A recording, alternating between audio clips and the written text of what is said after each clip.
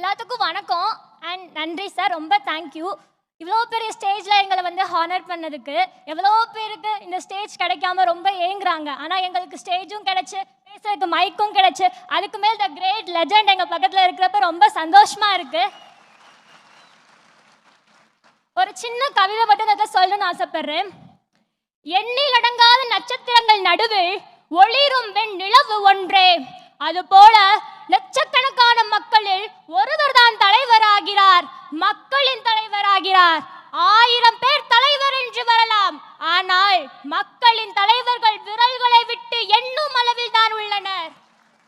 சாதியை அறவே ஒழிக்க போராடிய தந்தை பெரியார் மக்களின் தலைவரே. ஏழை பிள்ளைகளுக்கு கல்வியை அள்ளித்தந்த காமராசரும் மக்களின் தலைவரே.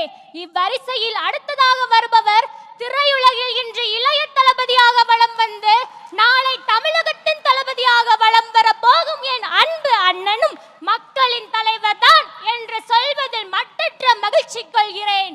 பாரதி கண்ட புதுமை பெண்களை மீட்கவும், இளைஞர்களை சிறை பிடிக்கும் போதையை ஒழிக்கவும் போர் ஒன்று தொடுக்க போகிறார் தமிழகத்தின் நாயகன்.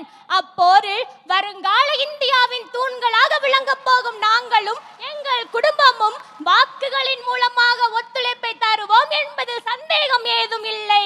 நல்லாட்சி சிறக்க வேண்டி வெற்றி நமதே என்று கூறி மகிழ்கிறேன். நன்றி.